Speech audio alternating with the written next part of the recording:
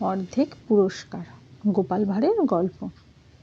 মহারাজ কৃষ্ণচন্দ্র যাবেন বাগান বাড়িতে আনন্দভোজ করতে। তার সভাসদেরাও তার সঙ্গে যাবে, তাই সকলেই ভীষণ খুশি। মহারাজ রাজসভায় বসে সকলকে নিয়ে এইসব আলোচনা করছেন। এমন সময় গোপাল এসে হাজির হলো সেখানে। গোপালকে দেখে মহারাজ বললেন, ওহে গোপাল, কাল সকালে আমরা বাগান বাড়িতে আনন্দভোজ করতে যাব, তুমিও সকালে আমার সঙ্গে যাবে তো? এই কথা শুনে গোপাল একটু বিমর্ষ হয়ে পড়ল। কারণ গোপাল গরিব মানুষ, রোজ আনে রোজ খায়। কাজেই সকালে উঠে তাকে বাজার হাট করতে হবে, তা না হলে বাড়ির লোকজন কেউ খেতে পাবে না। কিন্তু সে কথা তো আর সভা মাঝখানে মহারাজকে বলা যাবে না। তাই গোপাল একটু ইতস্তত বোধ করে বলল, মহারাজ, আমার একটু দরকার, মানে কাজ আছে, আমি একটু পরে যাব, আপনারা আগে যান, আমি একটু দেরি করে যাচ্ছি।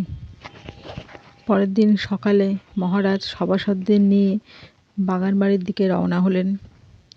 কিন্তু গোপাল সঙ্গে না আসায় মনে মনে খুব রেগে গেলেন মহারাজ। তার ভালোও লাগছিল না। বাগান বাড়িতে পৌঁছে গোপালকে শাস্তি দেওয়ার উদ্দেশ্যে তিনি দারোয়ানকে বললেন, গোপাল এলে তাকে কিছুক্ষণ ভুগিয়ে তারপর ভেতরে ঢুকতে দেবে। মহারাজের কথা শুনে বলল, মহারাজের হুকুম শুনে দারোয়ান বলল, সব বুঝে গেছি মহারাজ। বাগান বাড়িতে প্রবেশ করলেন। এদিকে কিছুক্ষণের মধ্যেই গোপাল এসে হাজির হলো। মহারাজের কথা মতো দারোয়ান তাকে ভেতরে ঢুকতে দিল না। বলল, মহারাজের হুকুম, দেরিতে যারা আসবে তাদের ভেতরে ঢুকতে দেয়া যাবে না। গোপাল বুঝতে পারল তাকে জব্দ করার জন্যই মহারাজ এই ব্যবস্থা করেছেন।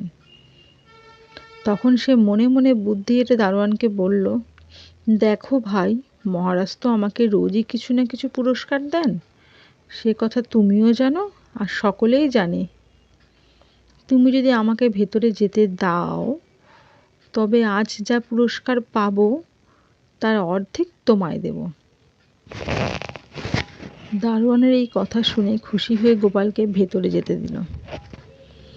ভেতরে ঢুকে গোপাল চেঁচামেচি শুরু করে দিল। মহারাজ বিরক্ত হয়ে বলেন, কি হলো গোপাল, এত দেরি করে এসে আবার গোলমাল করছো কেন? গোপাল, গোলমাল বাঁধাবার মতলব করেই এসেছি। তাই সে মহারাজের মুখের ওপর জবাব দিল, মহারাজ, আজ মেজাজটা এমনিই করা, আপনার ভালো না লাগে বলে দিন, চলে যাচ্ছি। গোপালের উত্তর শুনে মহারাজ খুব রেগে গেল। তিনি হুকুম করলেন, এক্ষুনি গোপালকে 100 বার কান ধরে সবার মাঝখানে বসিয়ে ওঠা বসা করাও, আর 25 টাকা জরিমানা আদায় করো। হুকুম শুনে যথা আজ্ঞা বলে গোপালের কান ধরে ওঠা বসা শুরু করে দিল। কিন্তু 50 বার ওঠা বসা করে দাঁড়িয়ে বলল, মহারাজ, আমার আজকের পুরস্কারের একজন ভাগিদার আছে। আমার 100 বার কান ধরে উঠব মধ্যে তার পাওনা 50 বার, 25 টাকা জরিমানার মধ্যে 12.5 টাকা জরিমানা তার ভাগের। গোপালের কথায় সবাই তো অবাক হয়ে গেল। মহারাজ আশ্চর্য হয়ে জিজ্ঞেস করল, গোপাল দারোয়ানের কাছে প্রতিশ্রুতি কথা বলল। দারোয়ানের ঘুষ খাবার কথা শুনে তিনি রেগে গেলেন দারোয়ানের উপরে। সঙ্গে সঙ্গে তাকে ডাকা হলো আর 50 বার কান ধরে উঠবোস করানো হলো। সেই সঙ্গে 12.5 টাকা জরিমানাও আদায় করা হলো। গোপালের বুদ্ধি দেখে মহারাজ তো খুব খুশি হয়ে তাকে 100 টাকা পুরস্কার